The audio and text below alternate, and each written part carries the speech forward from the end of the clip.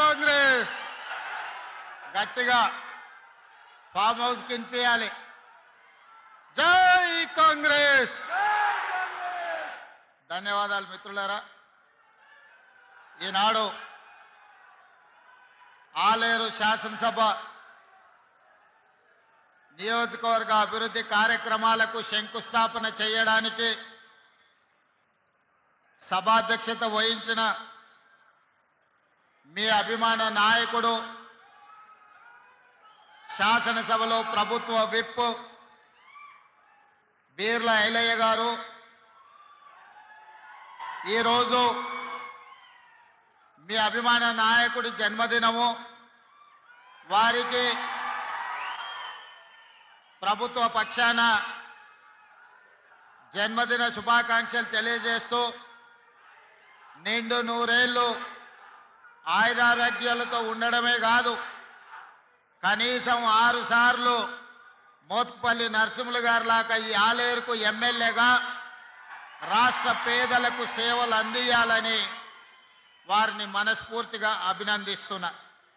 మిత్రులారా, ఈరోజు ఈ కార్యక్రమానికి నాతో పాటు ముఖ్య అతిథులుగా శాసన మండలి చైర్మన్ గుత్తా సుఖేందర్ రెడ్డి గారిని, జిల్లా ఇన్ఛార్జ్ మంత్రివర్యులు తుమ్మల నాగేశ్వరరావు గారిని, అదేవిధంగా ఈనాడు అభివృద్ధి కార్యక్రమంలో క్రియాశీలక పాత్ర పోషిస్తున్న మిత్రులు పెద్దలు ఉత్తమ్ కుమార్ రెడ్డి గారిని, అదేవిధంగా ఈ ప్రాంతంలో శాసనసభ్యుడిగా పార్లమెంట్ సభ్యుడిగా తెలంగాణ ఉద్యమకారుడిగా పనిచేసి రాష్ట్రాన్ని సాధించడంలో క్రియాశీలక పాత్ర పోషించిన మిత్రులు పెద్దలు కోమటిరెడ్డి వెంకటరెడ్డి గారు, అదేవిధంగా మా సోదరుడు మహబూబ్ నగర్ జిల్లా ఇన్ఛార్జి మంత్రివర్యులు దామోదర్ రాజ నరసింహ గారు, అదేవిధంగా రెవెన్యూ శాఖ మంత్రులు పొంగులేటి శ్రీనివాసరెడ్డి గారు, మా సోదరిమణి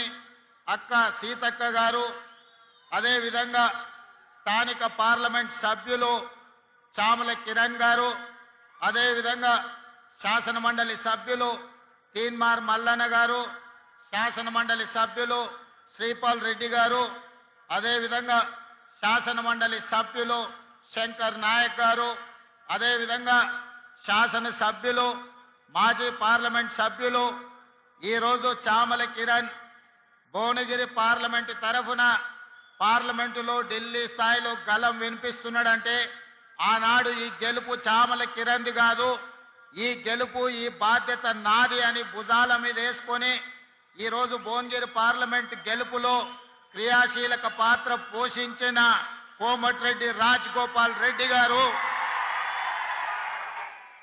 అదేవిధంగా కుంభం అనిల్ రెడ్డి గారు, మందుల శామ్యుల్ గారు, మిత్రులు వేముల వీరేశం గారు, అదేవిధంగా వేదిక మీద ఉన్న వివిధ కార్పొరేషన్ల చైర్మన్లు, కాంగ్రెస్ పార్టీకి పునాదులైన నాయకులు, ప్రభుత్వ ఉన్నతాధికారులు, జిల్లా కలెక్టర్ గారు ఈరోజు ఇంత పెద్ద ఎత్తున ఇక్కడికి విచ్చేసి ఈ అభివృద్ధి కార్యక్రమంలో పాల్గొని ఈనాడు ఆలేరు శాసనసభ నియోజకవర్గ అభివృద్ధిలో భాగస్వాములమై మేము బీర్ల ఐలయ్యకు అండగా నిలబడతామని వేలాది మంది కాంగ్రెస్ పార్టీ కార్యకర్తలే కాదు, మా ఆడబిడ్డలు వేలాదిగా తరలి వచ్చి ఈనాడు జన్మదినం సందర్భంగా బీర్ల ఐలయ్యను, అదేవిధంగా తెలంగాణ రాష్ట్ర ముఖ్యమంత్రిగా నన్ను ఆశీర్వదించడానికి విచ్చేసిన మా ఆడబిడ్డలకు ప్రత్యేకంగా మనస్ఫూర్తిగా నేను ధన్యవాదాలు కృతజ్ఞతలు తెలియజేస్తున్న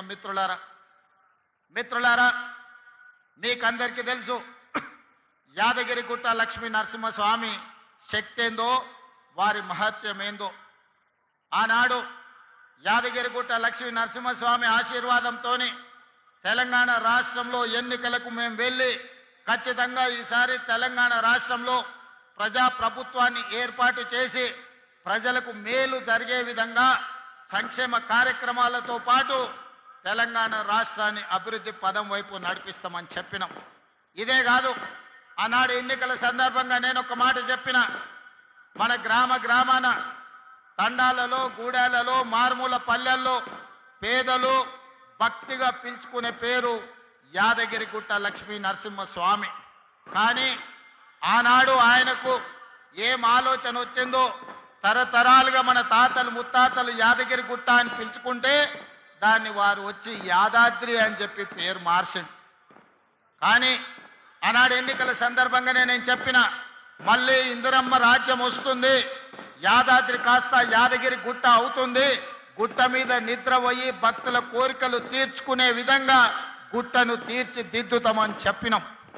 ఆనాడు గుట్ట మీదకి ఆటోలు పోవద్దు, గుట్ట మీద పేద భక్తులు ఎవరు నిద్ర పోవద్దు అని చెప్పి ఆనాటి ప్రభుత్వం నిషేధాన్ని ఈరోజు విధించింది.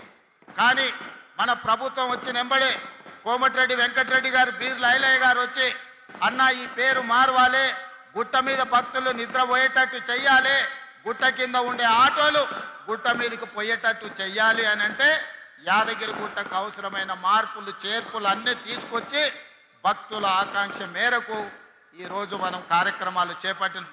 ఇదే కాదు, గోపురాన్ని 60 కేజీల బంగారంతో కార్యక్రమాన్ని పూర్తి చేసుకొని ఈరోజు భక్తులకు పెద్ద ఎత్తున ఈరోజు ఆనందాన్ని కలిగించే నిర్ణయం తీసుకున్నాం. ఇదే కాదు, యాదగిరి గుట్ట ఈరోజు ఒక పెద్ద బోర్డుగా ఆంధ్రప్రదేశ్లో తిరుమల తిరుపతి దేవస్థానానికి ఏ విధంగా అయితే ఒక బోర్డు ఉండి ప్రపంచంలోనే ఒక గొప్ప పేరు తిరుమల తిరుపతి వెంకన్న స్వామి సాధించిండు, తెలంగాణలో కూడా అంత గొప్పగా లక్ష్మీ నరసింహస్వామి యాదగిరిగుట్ట రాణించాలని అక్కడ టీటీడీ ఉంటే ఇక్కడ వైటీడీని మనం ఏర్పాటు చేసుకున్నాం. యాదగిరిగుట్ట టెంపుల్ డెవలప్మెంట్ కమిటీని వేసుకునేది ఉంది, తొందరలోనే మనం వేసుకోబోతున్నాం. ఇదే కాదు మిత్రులారా, ఇవాళ మీరు అందరితో పంచుకోదలుచుకున్న, ఏ విధంగా అయితే తిరుమల తిరుపతి దేవస్థానం ఆధ్వర్యంలో పద్మావతి యూనివర్సిటీ ఉండి అక్కడ పిల్లలకు చదువులే కాదు, అక్కడ గోశాల పెట్టి గోవులకు సేవ చేయడమే కాదు, వివిధ అభివృద్ధి కార్యక్రమాలలో, సంక్షేమ కార్యక్రమాలలో, భక్తికి సంబంధించిన అంశాలలో తిరుమల తిరుపతి దేవస్థానం ఏ విధంగా విశిష్ట సేవలను అందిస్తుందో ఈనాడు మీ అందరి సమక్షంలో నేను సంతోషంగా ప్రకటించదలుచుకున్న, యాదగిరి గుట్ట నరసింహస్వామి ఆధ్వర్యంలో యూనివర్సిటీ వరకు మీ మెడికల్ కాలేజీని, విద్యా సంస్థల్ని అభివృద్ధి పరచడమే కాదు, యాదగిరిగుట్ట లక్ష్మీ నరసింహస్వామి ఇక్కడ ఉండే కమిటీ ఆధ్వర్యంలో ఇక్కడ విద్యా సంస్థల్ని యూనివర్సిటీ స్థాయికి పెంపొందించి అన్ని రకాలుగా దేశంలోనే ఒక గొప్ప యూనివర్సిటీగా రాణించే విధంగా ఈరోజు మీ యాదగిరిగుట్ట లక్ష్మీ నరసింహస్వామిని అభివృద్ధి చేయడానికి మీ అందరికీ మనస్ఫూర్తిగా తెలియజేయడానికి నేను సంతోషపడుతున్నా. మిత్రులారా, ఈరోజు ముఖ్యంగా గంధమాల గురించి మా మిత్రులు చెప్పిండ్రు. ఇవాళ ఒక ఆయన తాటి చెట్టు అంతా పెరిగిండు కానీ తలకాయ మోకాళ్ళలో ఉందో ఎక్కడుందో నాకు తెలియదు. ఎట్లకెళ్ళి వస్తావయ్యా నీళ్లు, నువ్వు ఎట్లా ఇస్తావు గంధమాల ఎట్లా కడతావని నేను వారిని అడగదలుచుకున్న. ఈరోజు సాగునీటి ప్రాజెక్టుల గురించి ఇంత ఉందే పెద్దలు ఉత్తమ్ కుమార్ రెడ్డి గారు చెప్పిండ్రు. 10 ఏళ్లలో 2 లక్షల కోట్ల రూపాయలు ఖర్చు పెట్టిండ్రు, కాంట్రాక్టర్లకు బిల్లులు ఇచ్చిండ్రని. నేను అడుగుతున్న గత పాలకులను, 2 లక్షల కోట్ల రూపాయలు ఖర్చు పెడితే గంధమల్ల రిజర్వాయర్ ఎందుకు పూర్తి కాలే, పిలాయపల్లి కాలువ ఎందుకు పూర్తి కాలే, ధర్మారెడ్డి కాలువ ఎందుకు పూర్తి కాలే, ఎస్ఎల్బిసి ఎందుకు పూర్తి కాలే, నల్గొండలో ప్రాజెక్టులు నిర్మించలేదు, ఆలేరు ప్రాంతానికి సాగునీరు తాగునీరు అందించలేదు. ఇవి పక్కన పెట్టండి. ఈనాడు ఈ నల్గొండ ప్రాంతంలో నేను అడగదలుచుకున్న మా ప్రాంత రైతులను, ఈ ప్రాంత ప్రజలను, ఆనాడు నవంబర్ 8 నాడు నా జన్మదినం ఉన్నదని వేలాది మంది ఇంటికి వస్తామంటే నేను కాదు కూడదు, లక్ష్మీ నరసింహస్వామిని దర్శనం చేసుకొని మూసి కాలువలో మా నల్గొండ బిడ్డల బతుకులు ఎట్లా చింద్రమైపోతున్నాయో వాళ్ళ మధ్యలో గడుపుతానని నా జన్మదినం రోజు మీ దగ్గర వచ్చి రోజంతా పాదయాత్ర చేసి మీరు పడుతున్న కష్టాలను కల్లారా నేను చూసి ఆనాడే నేను ఈ ప్రాంతానికి మాట ఇచ్చిన, 6 నూరైనా అక్కడి సూర్యుడు ఇక్కడ ఉదయించిన, ఎవరు అడ్డం పడ్డా తొక్కుకుంటైనా పోతాం, మూసీ నది ప్రక్షాళన చేసి తీరుతాం, నల్లగొండ రైతాంగం కష్టాలు తీరుస్తామని ఆనాడు చెప్పడం జరిగింది. నేను అడుగుతున్న మిత్రులారా, ఈ వేదిక మీద నుంచి బీజేపీ బీఆర్ఎస్ నాయకులను, గుజరాత్లో నరేంద్ర మోడీ సబర్మతి నది ప్రక్షాళన చేసుకున్నాడు. ఉత్తరప్రదేశ్లో యోగి గారు గంగా నది ప్రక్షాళన చేసుకున్నాడు. ఈనాడు ఢిల్లీలో మోడీ యమునా నది ప్రక్షాళన చేస్తా మేము అభివృద్ధి చేసుకుంటాం, ఆ ప్రాజెక్టులను నిర్మించుకుంటాం అంటున్నాడు.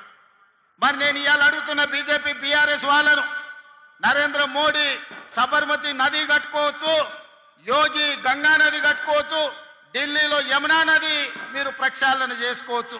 మరి తెలంగాణ ప్రజలు ముఖ్యంగా నల్గొండ బిడ్డలు మూసీ నది ప్రక్షాళన ఎందుకు చేసుకోకూడదు? మూసీ మురికిలోనే మేము చావాలనా? మా ఆడబిడ్డలు మా ఇతర ప్రాంతాల వాళ్ళు నల్గొండ ఆలేరు భువనగిరి ప్రాంతాలకు ఆడపిల్లలు ఇవ్వాలంటే వాళ్ళు తల్లులు కావాలంటే కష్టం ఉన్నది. ఆ ప్రాంతం విషపు నీళ్లు తాగితే బిడ్డలు పుట్టరు అనే ఒక పరిస్థితి, ఒక విషమ పరిస్థితి ఉంది. ఇవాళ మా ఆడబిడ్డలు కన్నీళ్లు పెట్టుకుంటుంటే ఈ బీఆర్ఎస్ బీజేపీ నాయకులకు కనిపిస్తలేదా? పుట్టబోయే బిడ్డలు కాలొంకరనో కన్నొంకరనో లేకపోతే బలహీనతలతోని బలహీనంగా పుడితే ఆ పాపం ఆ ఉసురు మీకు తలగదా అని చెప్పి బీజేపీ బీఆర్ఎస్ నాయకులను అడుగుతున్నానే. మిత్రులారా, నేనేం ఎర్రవల్లిలో మీ ఫామ్ హౌస్ గుంజుకుంటా అనలే, మోయినాబాద్ ఫామ్ హౌస్ను ఆక్రమించుకుంటా అనలే, జన్వాడలో మీ ఫామ్ హౌస్లో జెండా వాతుతాను నేను అనలే.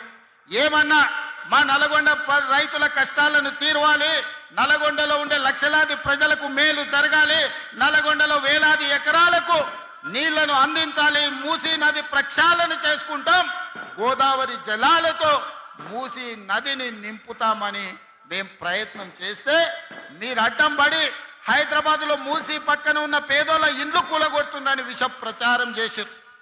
నేను అడిగిన ఆనాడు వాళ్ళని అసెంబ్లీలో, మూసీ నది పక్కన ఉన్నోళ్ళు ఎవరు? మా పాలమూరు నుంచి వచ్చిన వాళ్ళు, మా దేవరకొండ నుంచి వచ్చిన వాళ్ళు, మా మిర్యాలగూడ ప్రాంతం నుంచి వచ్చిన వాళ్ళు, లేకపోతే మా మునుగోడు ప్రాంతం నుంచి వచ్చిన వాళ్ళే మూసీ నది పక్కన ఉన్నారు. వాళ్ళందరికీ అవసరమైతే 1000 ఎకరాలలో మంచి ఇండ్లు కట్టిద్దాము, ఇందిరమ్మ ఇండ్లు కట్టిద్దాం, తలా 120 గజాల ప్లాట్ ఇద్దాం, ఏం కావాలన్నా వాళ్ళని ఆదుకుందాం, మంచి పాఠశాల పెడతాం, మంచి కాలేజీ పెడతాం, వాళ్ళ పిల్లల్ని ఆదుకుందాం, వాళ్ళ జీవితాలలో వెలుగు నింపుదాం. అవసరమైతే 1000-2000 కోట్లు ఖర్చైనా ఆ మూసీ నది ఒడ్డున ఉన్న పేదలకు ఖర్చు పెడదామన్నాం. కానీ ఎవరు ముందుకు రాలే. మీరు ఇవ్వండి సలహాలని అడిగినాం, వాళ్ళకి మేలు ఎట్లా చేయాలనో చెప్పండి అన్నాం. కానీ వాళ్ళకి అది ఇష్టం లేదు. మూసీ కట్టొద్దు, నల్గొండ రైతులు బాగుపడొద్దు అనే ఒక విషపు ఆలోచనతో మూసీ నది ప్రక్షాళనని ఈరోజు అడ్డుకునే ప్రయత్నం చేస్తున్నారు. అందుకే మిత్రులారా, ఎవరేమైనా అనుకొని నల్గొండ జిల్లాలో ఉన్న 12 అసెంబ్లీలో 11 గెలిపించారు, 2 పార్లమెంట్లను గెలిపించారు. ఎవరు కూడా 50,000కు తక్కువ మెజారిటీ రాకుండా గెలిపించారు. 50,000 రూపాయలు జేబులో లేని మందుల శామెల్ 50,000 ఓట్ల మెజారిటీతోనే ఈనాడు మీ ప్రాంతంలో ఎమ్మెల్యేగా గెలిపించిండంటే నల్గొండ ప్రజలు ఎంత చైతన్యవంతులో మీరు ఒక్కసారి ఆలోచన చేయండి. తెలంగాణ ప్రజలకు నేను చెప్పదలుచుకున్నా, నల్గొండ గడ్డ చైతన్యానికి మారుపేరు. ఈ ప్రాంతం సర్దార్ సర్వాయి పాపన్న గౌడు ఏలిన ప్రాంతం, ఈ ప్రాంతం దొడ్డి కొమరయ్య పోరాటం చేసిన ప్రాంతం, ఈ ప్రాంతం చాకలి ఐలమ్మ స్ఫూర్తి తీసుకున్న ప్రాంతం, ఈ ప్రాంతం రావి నారాయణ రెడ్డి, ఆరుట్ల కమలాదేవి, ఆరుట్ల రామచంద్రారెడ్డి, బిఎన్ రెడ్డిలు ధర్మ భిక్షములు ఈ గడ్డ మీద నుంచి కొట్లాడిన ప్రాంతం. ఈ ప్రాంతం కొండా లక్ష్మణ్ బాపూజీ ఆనాడు తొలి తెలంగాణ ఉద్యమంలో మంత్రి పదవిని కాగితం ఇసిరేసి తెలంగాణ రాష్ట్రం వచ్చే వరకు పదవి తీసుకోనని త్యాగాలకు మారుపేరైన కొండా లక్ష్మణ్ బాపూజీ ప్రాతినిధ్యం వహించిన భువనగిరి ప్రాంతం ఈ నల్గొండ ప్రాంతం. మళ్ళీ తెలంగాణ ఉద్యమంలో తెలంగాణ కోసం రాజీనామా చేసి మళ్ళీ తెలంగాణ రాష్ట్రంలోనే మంత్రి పదవి చేపట్టిన కోమటిరెడ్డి వెంకటరెడ్డి ప్రాతినిధ్యం వహిస్తున్న ప్రాంతం. ఇవాళ నాడు భూమి కోసం, భుక్తి కోసం, విముక్తి కోసం సాయుధ రైతాంగ పోరాటంలో తుపాకులెత్తిన గడ్డనే కాదు, ఈ ప్రాంతంలో భూదాన ఉద్యమంలో వందలాది ఎకరాలను పేదలకు పంచిపెట్టిన మీ ఈరోజు భూదాన్ రామచంద్రారెడ్డి కూడా ఈ గడ్డ మీద నుంచే వేలాది ఎకరాల భూములను పేదలకు పంచిపెట్టడానికి త్యాగం చేసిన వెదిరే రామచంద్రారెడ్డి కూడా ఈ ప్రాంతమే అని చెప్పడానికి నేను గర్వపడుతున్నా. మిత్రులారా, ఇవాళ ఈ సమాజంలో ఉన్న మా ఆడబిడ్డలు కావచ్చు, మా సోదరులు కావచ్చు, ఇవాళ వాళ్ళకి చైతన్యం లేదా? వాళ్ళకి ఏం కావాలనో ఏం సాధించుకోవాలో వాళ్ళకి తెలియదా? ఎవడో ఎక్కడి నుంచో వచ్చి ఇక్కడ రెచ్చగొడితే ఇక్కడ ఉండే రైతులను, ఇక్కడ ఉండే పేదలను తప్పు దారి పట్టించి ఈ ప్రభుత్వం మీద బురద జల్లే ప్రయత్నం చేస్తే తిప్పికొట్టే శక్తి నల్గొండ జిల్లా రైతాంగానికి లేదా అని నేను అడుగుతున్నా. మిత్రులారా, నాడు నిజాం నవాబులనే దిగంతాలకు తరిమి కొట్టిన గడ్డ సాయుధ రైతాంగ పోరాటంలో నేలకు ఒరిగినా గాని తుపాకీని వదలకుట పోరాటం చేసిన గడ్డ ఈ రోజు మనం స్వేచ్ఛను అనుభవిస్తున్నామంటే, ఈ రోజు ప్రజాస్వామిక రాష్ట్రంలో మనం ఈ రోజు మనుగడ సాధించినామంటే నల్గొండ ప్రాంతంలో జరిగిన సాయుధ రైతాంగ పోరాటమే ఈ రోజు మనకి స్వేచ్ఛనిచ్చింది. ఆనాటి సాయుధ రైతాంగ పోరాటాన్ని నిర్మించిన నల్గొండ జిల్లా ఈ రోజు చైతన్యం కోల్పోయింది అనుకుంటున్నారా, లేకపోతే నల్గొండ జిల్లాకు కావాల్సిన ప్రాజెక్టులను సాధించుకోలేరు అనుకుంటున్నారా గత పాలకులు అని చెప్పి నేను సందర్భంగా అడగదలుచుకున్నాను. మిత్రులారా, 10 సంవత్సరాలు 20 లక్షల కోట్లు వాళ్ళ దగ్గరకు వచ్చినాయి. 20 లక్షల కోట్ల రూపాయలు వాళ్ళ జేబుల్లో ఉంటే 2000 కోట్లతోని ఎస్ఎల్బీసీని ఎందుకు పూర్తి చేయలేదో అడగండి. ఇవాళ ఈ ప్రాంతంలో ఉన్న సాగునీటి ప్రాజెక్టులు ధర్మారెడ్డి కాలువ కావచ్చు, పిలాయపల్లి కాలువ కావచ్చు, లేకపోతే గంధమల్ల కావచ్చు, ఏ ఒక్క ప్రాజెక్టు కూడా పూర్తి కాలేదు. 10 ఏళ్లలో ఇవాళ మనం పూర్తి చేయాలి అనుకుంటే కాళ్ళల్లో కట్టెబెట్టి కింద పడేయాలని చూస్తూ, ఇవాళ మీకు ఎందుకు మెడికల్ కాలేజ్ కట్టలేదు? ఇవాళ యాదగిరి గుట్ట మీద కాంట్రాక్టులు ఇచ్చి ఎవరికి మెక్కినరో ఇవాళ మీకు అందరికీ తెలుసు. నేను ఆరోపణలు చేయదలుచుకోలేదు, దేవుడిని వివాదాలకు రాజకీయాలకు లాగదలుచుకోలేదు. కానీ అది ఊరికే పోయిందా? యాదగిరిగుట్ట లక్ష్మీ నరసింహస్వామి దగ్గర జరిగిన అపచారానికి మూల్యం చెల్లించలేదా? మన ప్రభుత్వం ఏర్పడ్డ నాడే బొక్కవోర్ల పడి మక్కెలు ఇరగలేదా? మీకు తెలియదా? చేసిన పాపాలు ఎక్కడికి పోవు, మన ఎంబడే వస్తూనే ఉంటాయి నీడలాక. ఇవాళ పాపాలు చేసింది కాబట్టి మీ పరిస్థితి గట్లయింది. నేను అంటలేని మాట ఆ పార్టీ నాయకురాలే అన్నారు. ఏమన్నారు మిత్రులారా? మా పార్టీలో దయ్యాలు చేరనే. సొంతింటి బిడ్డ టీఆర్ఎస్లు ఉన్నోళ్ళు దయ్యాలని చెప్తుంటే సమాధానం చెప్పలేక దయ్యాల నాయకుడు ఫామ్ హౌస్ లో నిద్రపోతుండు. నేను అడుగుతున్నది బీఆర్ఎస్ కాదు, డిఆర్ఎస్. డిఆర్ఎస్ అంటే దయ్యాల రాజ్య సమితి. అది ఇయాల అది భారత రాష్ట్ర సమితి కాదు, అది దయ్యాల రాజ్య సమితి.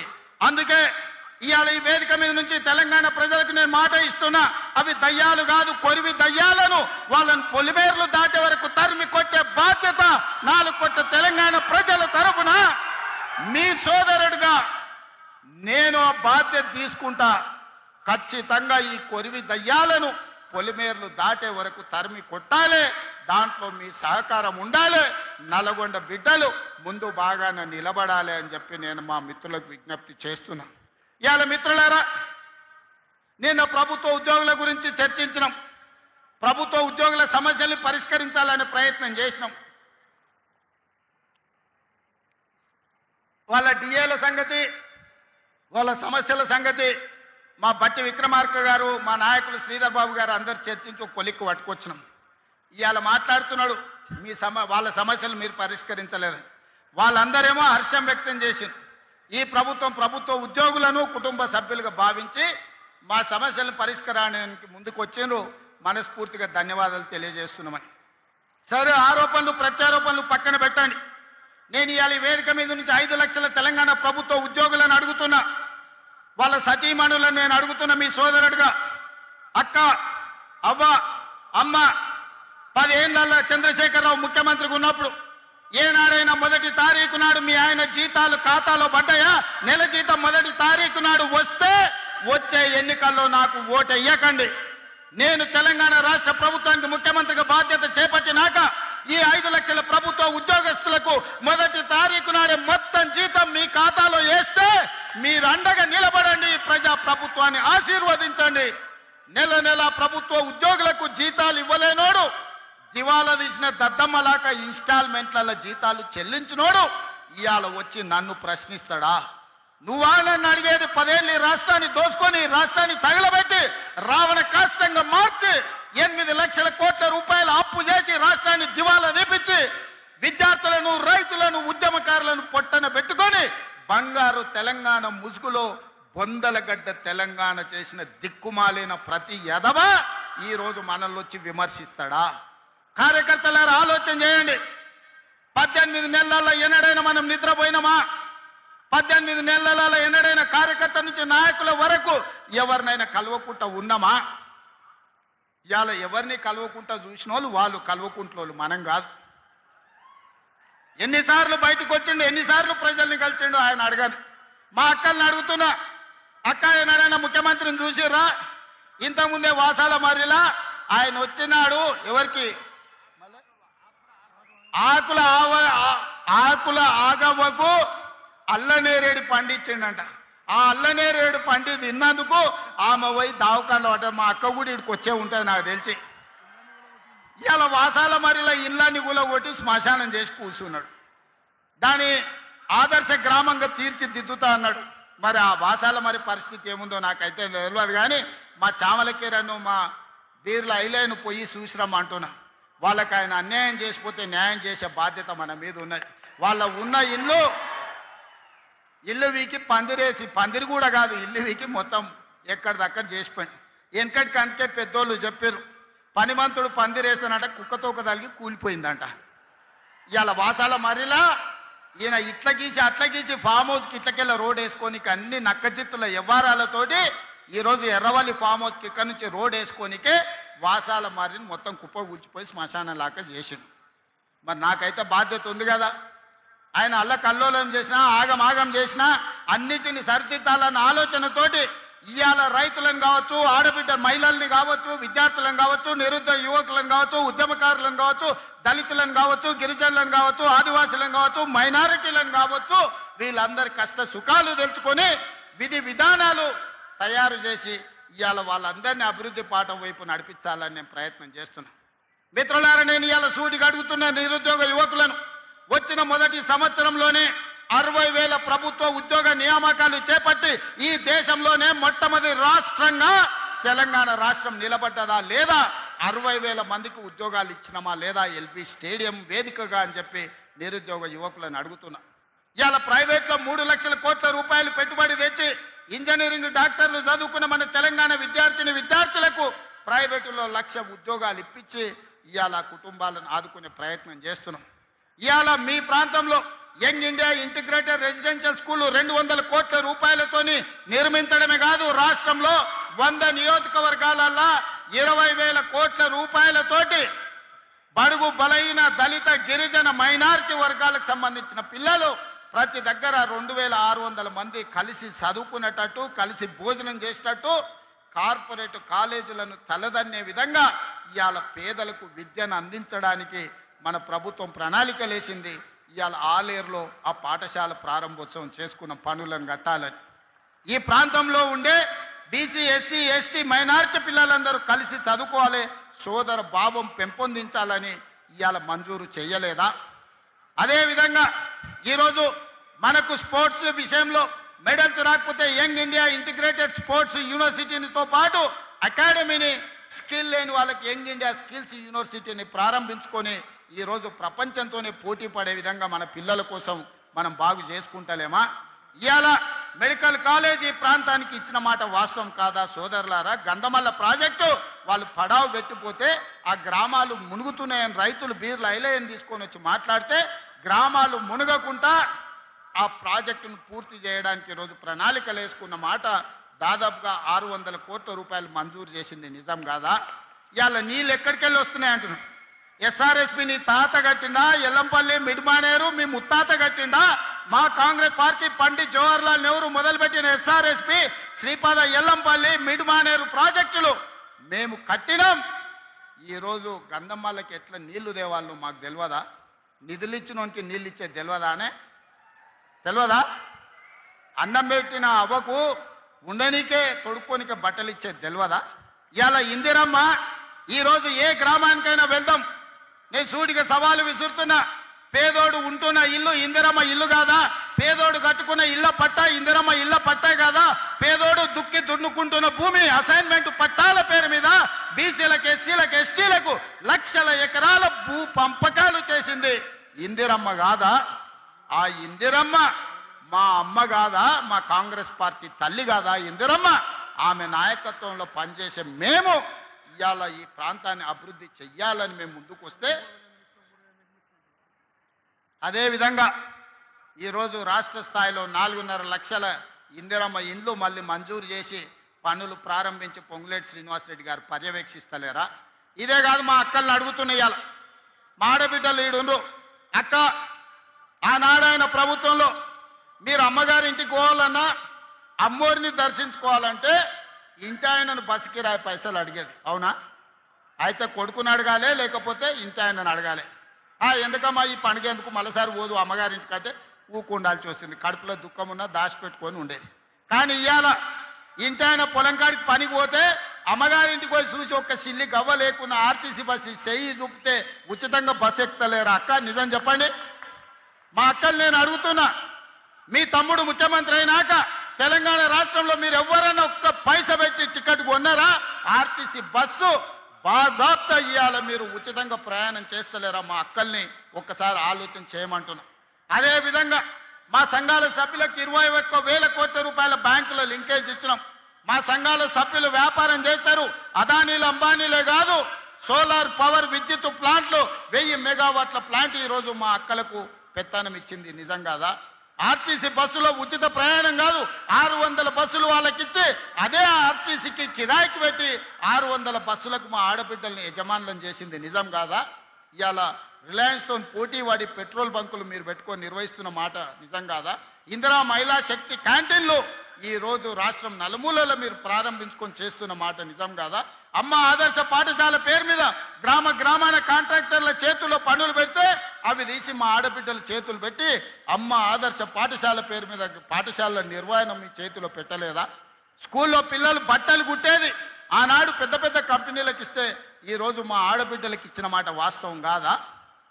ఇవాళ మా అక్కల్ని ఆర్థికంగా నిలదొక్కునేలా చేసి 1 కోటి మంది ఆడబిడ్డల్ని కోటీశ్వరులను చెయ్యాలి.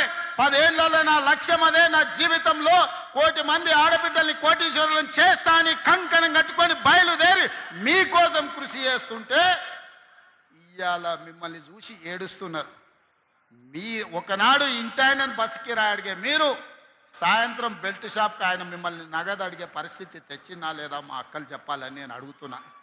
ఇవాళ పెత్తన మా ఆడబిడ్డల చేతి ఉంటే పిల్లల చదువులు ఉంటాయి, ఇల్లు బాగుపడుతుందని ఇవాళ మా అక్కల చేతుల్లో పెత్తనం పెట్టిన మాట నిజం కాదా?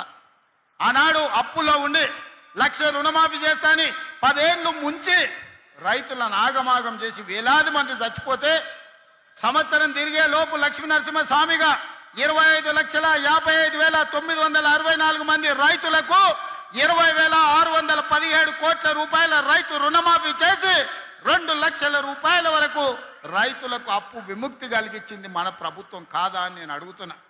ఇవాళ రైతులకు ఉచిత కరెంటుతో పాటు ఆనాడు ఒరేసుకుంటే ఉరేసుకున్నట్టే ఆయన నాయకుడు అంటే వరి వేసుకోండి చివరి గింజ వరకు కొంటాం, అదే కాదు సన్న వడ్లు పండిస్తే 500 రూపాయల బోనస్ ఇస్తామని చెప్పి ప్రత్యేకంగా పర్యవేక్షించడానికి ఉత్తమ్ కుమార్ రెడ్డి గారి నాయకత్వంలో నిరంతరం వడ్లు అమ్మిన 48 గంటల్లో మీ ఖాతాల పైసలు వేస్తలేమా? ఇవాళ రైతులను ఆదుకొని ప్రాజెక్టులు పూర్తి చెయ్యాలి అని మేము పనిచేస్తుంటే కడుపు మండి విషం జమ్ముతున్నారు ఈరోజు రైతుల మీద. అందుకే మిత్రులారా, మీరందరూ ఆలోచన చేయండి. ఈ ప్రభుత్వం మీ ప్రభుత్వం, ఈ ప్రభుత్వం మన ప్రభుత్వం, ఈ ప్రభుత్వం పేదోళ్ళ ప్రభుత్వం, ఈ ప్రభుత్వంలో దళితులు గిరిజనులు ఆదివాసులు తలెత్తుకునే ప్రభుత్వం. అందుకే 1931లో బ్రిటిష్ వాళ్ళు కులగణన చేస్తే 100 ఏళ్లలో ఎవడు చేయలేకపోయింది, ఎవడు ధైర్యం చేయలే ముట్టుకోనికే. కానీ మీ సోదరుడుగా మీ రేవంత్ అన్నగా దేశంలోనే మొట్టమొదటి రాష్ట్రంగా ఉత్తమ్ కుమార్ రెడ్డి గారిని బాధ్యత ఇచ్చి దామోదర్ రాజనరసింహ గారిని బాధ్యత పెట్టి దేశంలోనే మొట్టమొదటిసారి కులగణన చేసి 56.36% బలైన వర్గాలు ఉన్నారు అని లెక్క తేలిస్తే ఈ రోజు విధిలేని పరిస్థితుల్లో నరేంద్ర మోడీ దేశం మొత్తం నేను లెక్క కడతా, బీసీల లెక్క తీస్తా అన్నాడు. గొర్రెలకు బర్రెలకు చేపలకు కూడా లెక్క ఉంది, కానీ మా బలహీన వర్గాలకు లెక్క లేదంటే లెక్క నేను తేలుస్తా, నీ కథ కూడా చూస్తా అన్నందుకు ఇవాళ తెలంగాణ రాష్ట్రం మొట్టమొదటిసారి బలహీన వర్గాల లెక్క తేల్చి 56.36% తేల్చింది మనం కాదా?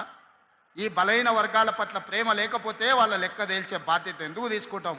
ఈరోజు 42% రిజర్వేషన్లు విద్య ఉద్యోగంలోనే కాదు స్థానిక సంస్థలలో కూడా మీకు 42% రిజర్వేషన్ ఇవ్వాలని చట్టం చేసింది మనం కాదా? అదేవిధంగా ఈనాడు ఎస్సీ ఉపకులాల వర్గీకరణ 35 ఏళ్ల నుంచి మాదిగ బిడ్డలు పోరాటమే కాదు ఎంతో మంది ప్రాణాలు కోల్పోయింది. ఎట్లయినా ఈ సమస్యకు శాశ్వత పరిష్కారం చూపించాలి అని సుప్రీంకోర్టు తీర్పిచ్చిన మరుక్షణం దామోదర రాజనరసింహ గారు నాకు చిట్టి తెచ్చిండు అసెంబ్లీలో. నేను స్పష్టంగా చెప్పిన, ఇది నా బాధ్యత, 100% ఈ సమస్యను పరిష్కరిస్తా అని ఫిబ్రవరి 14 నాడు మొదలుపెట్టి మళ్ళీ ఫిబ్రవరి 14 లోపల బీసీల లెక్కలు తేల్చిన ఎస్సీ కులాల వర్గీకరణ మోత్కుపల్లి నరసింహులు గారు సజీవ సాక్షి. వారు ఎవరిని అంత ఆశామాషికి ఒప్పుకోరు, ఎవరిని అభినందించారు. నరసింహులు గారి సంగతి మీకు నాకంటే ఎక్కువ తెలుసు, మీరు ఆలేరోళ్ళు. కానీ వారు స్వయంగా అసెంబ్లీకి వచ్చి శాలువ కప్పి తమ్మి ఈ రోజు నా మనసుకు ఆనందం కలిగింది. దశాబ్దాల మా కొట్లాట పరిష్కారం చూపించినమని నరసింహులు గారు అభినందించిన మాట వాస్తవం కాదా? ఇవాళ ఎస్సీ కులాల వర్గీకరణ చేసి ఆ చిక్కుముళ్ళని ఇప్పింది ఈ ప్రభుత్వం కాదా అని నేను అడుగుతున్నా.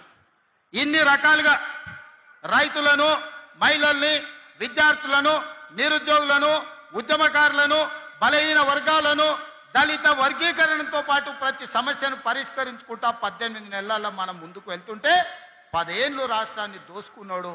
ఇవాళ నువ్వు దిగిపో అని అంటుండు. మిత్రులారా, మీరు ఆలోచన చెయ్యండి. నాకేం లేదు కోరికలు. ఆయనను పట్టుబట్టాలనుకున్నా, పట్టుబట్టినా, పని బట్టినా, పడగొట్టడమే కాదు ఆ కుర్చీలో కూర్చున్నా. జీవితంలో నా లక్ష్యాన్ని నేను నెరవేర్చుకున్నా. ఇక మీ లక్ష్యాన్ని నెరవేర్చడానికి మీ సోదరుడిగా కష్టపడాలని నేను అనుకుంటున్నా. నాకు ఇంకేం కోరికలు లేవు. నన్ను ఇబ్బంది పెట్టినోని, నన్ను జైలు పెట్టినోని ఖచ్చితంగా జైలు నుంచి బయటకు వచ్చిన రోజు ఒక మాట చెప్పిన, తొడగొట్టి చెప్పిన, నేను పడగొట్టే వరకు కళ్ళు ముయ్యను అని చెప్పి పడగొట్టి చూపించిన. ఇవాళ మీ అందరికీ నా విజ్ఞప్తి ఒక్కటే, 10 ఏళ్ళు ఆశీర్వదించండి. ఈ తెలంగాణ రాష్ట్రాన్ని $1 ట్రిలియన్ ఎకానమీగా మార్చి ప్రపంచానికి ఆదర్శంగా నిలబడి బెంగళూరు, చెన్నైయో, ముంబైయో, ఢిల్లీతో కాదు, న్యూయార్క్, టోక్యో, జపాన్ దేశాలతో పోటీ పడే విధంగా తెలంగాణ రాష్ట్రాన్ని అభివృద్ధి పదం వైపు నడిపించే శక్తిని మీరు ఇవ్వండి మిత్రులారా. మీరిచ్చే శక్తితోని మూసీ నది ప్రక్షాళన చేస్తా, రీజనల్ రింగ్ రోడ్డు నిర్మిస్తా, భారత్ ఫ్యూచర్ సిటీని ప్రపంచానికి ఒక గొప్ప నగరంగా అందిస్తా. ఈ రోజు బలహీన వర్గాల పిల్లలు డాక్టర్లు, లాయర్లు, ఇంజనీర్లుగా, ఐఏఎస్లు, ఐపీఎస్లుగా రాణించి ఈ దేశ పునర్నిర్మాణంలోనే మీరు భాగస్వాములుగా ఉండాలి, మీకు బాధ్యత ఉండాలి అనే విధంగా తీర్చిదిద్దే విధంగా నేను ప్రయత్నం చేస్తాం మిత్రులారా. అందుకే ఇవాళ మిమ్మల్ని అందరిని అడగదలుచుకున్నాం. లక్ష్మీ నరసింహస్వామి కాళ్ళ దగ్గర ఈరోజు మనందరం కూర్చున్నాం. ఆ స్వామి సాక్షిగా అభివృద్ధి చేసే శక్తిని ఇవ్వండి. ఈ తెలంగాణ రాష్ట్రాన్ని, ఆగమైన తెలంగాణను మనం పునర్నిర్మించుకుందాం. ఇవాళ ఒక్క నోటీస్ ఇస్తేనే ఆయన ఆగమాగం అవుతున్నాడు. నెలల కొద్ది జైళ్ళల్లో గడిపిన మేమేమనుకోవాలి? నువ్వు దేవుడువా? నువ్వు మనిషివే కదా. ఆనాడు ప్రధానమంత్రిగా పనిచేసిన పివి నరసింహారావు ఒక సెషన్స్ మేజిస్ట్రేట్ ముందర పోయి చేతులు కట్టుకొని నిలబడ్డాడు కోర్టు నోటీస్ ఇస్తే. మీకెందుకయ్యా అంత బలుపు? మీరు చేసిన తప్పులకి ఇవాళ కమిషన్ నోటీస్ ఇచ్చింది. జవాబు చెప్పాల్సింది పోయి ఎదురుదాడి మా మీద చేస్తున్నారు. నువ్వు మా మీద దాడి చేసుడు కాదు, ఇది కాళేశ్వరం కమిషనా, కాంగ్రెస్ కమిషనా అడుగుడు కాదు. నీ పార్టీలో ఉన్న దయ్యాల గురించి నీ బిడ్డనే చెప్పింది కదా. ఆ దయ్యాలు, కొద్ది దయ్యాలు ఎవడో తెలంగాణ ప్రజల్ని ఎట్లా పట్టి పీడిస్తుండ్రో ఇవాళ నీ బిడ్డ అడిగిన ప్రశ్నకు సమాధానం చెప్పమని బీఆర్ఎస్ నాయకులను అడుగుతున్నా. ఇప్పటి నుంచి అది దయ్యాల రాజ్య సమితే తప్ప అది భారత రాష్ట్ర సమితి కాదు, అది దయ్యాల పార్టీ అని మన కార్యకర్తలు ఊరూరాలు చెప్పాలి. ఎవడు కనిపించినా ఒకటే చెప్పారు, అరే దయ్యాలు వచ్చినాయి రా భయ అని. ఇంకా వాళ్ళని పేరు పెట్టి పిలువకారు ఎక్కడ కూడా. కనిపిస్తే చాలు దయ్యాలు వస్తున్నాయని ప్రజలకు చెప్పండి. ఎందుకంటే దయ్యాలతో ఉన్న ప్రమాదం తెలంగాణ ప్రజలకు తెలవాల్సిన అవసరం ఉన్నది. అందుకే మిత్రులారా, మళ్ళొక్కసారి చెప్తున్నా, మళ్ళసారి గెలవడానికి, ఆలేరు అభివృద్ధి చేయడానికి మీ సోదరుడికి ఏం మీకు కావాలనో, పరిష్కారం కావాలనో, ఏం అండగా నిలబడాలో మీరు చెప్పండి. అన్ని పనులు చేసి పెట్టే బాధ్యత నాది. ఎందుకంటే ఆలేరులో ప్రజలు మంచోళ్ళు, కొంచెం నాయకులు అక్కడిక్కడ ఉన్నా మీ అభివృద్ధి చేసే బాధ్యత నాది. అమాయకుడైన బీర్ల ఐలయ్య ఈరోజు మీకు నాయకుడు ఉన్నాడు. ఆయన అడగలే పదవి, విప్పు పదవి నేను ఇచ్చిన పిలిచి. ఎందుకంటే బలహీన వర్గాల నుంచి నా వెనకాల కూర్చుంటే ఒక బీర్ల ఐలయ్య ఉండాలి, ఒక ఆది శ్రీనివాస్ ఉండాలి, ఒక అట్లూరి లక్ష్మణ్ ఉండాలి, ఒక రామచంద్ర నాయక్ ఉండాలి. బలహీన వర్గాలు నా వెనకాల కూర్చుంటే సభకు నిండుదనం వస్తుందని వాళ్ళందరినీ విప్పులుగా వేసి ఈరోజు మీ ప్రాతినిధ్యాన్ని పెంచే ప్రయత్నం చేస్తున్నాం. రాహుల్ గాంధీ గారి లక్ష్యం నెరవేర్చడమే నా బాధ్యత అని తెలియజేస్తూ, ఇంతసేపైనా ఓపిక ఉన్న మా సోదరులందరికీ నిండు మనసుతో ఆశీర్వదించడానికి ఇక్కడికి విచ్చేసిన ఆలేరు ప్రజలందరికీ కూడా మనస్ఫూర్తిగా అభినందనలు తెలియజేస్తున్నా. మీరందరూ అండగా నిలబడతారా? తెలంగాణ రాష్ట్రాన్ని పునర్నిర్మించుకుందామా? మీరందరు సిద్ధమేనా? మీరందరూ అండగా ఉంటారు కదా? అండగా ఉంటా అన్న వాళ్ళందరూ చేయి పైకెత్తండి. మా అక్కలు కూడా, అక్క కోటీశ్వరులు వచ్చేసారి 1 కోటి ఓట్లు రావాలంటే మా ఆడబిడ్డలే కోటీశ్వరులు అయ్యి నాకు అండగా నిలబడాలి. మీరందరూ ఆశీర్వదించడానికి చేయి పైకెత్తండి అని చెప్పి మా అక్కలందరికీ విజ్ఞప్తి చేస్తున్నా. జై కాంగ్రెస్, జై జై కాంగ్రెస్. ధన్యవాదాలు మిత్రులారా.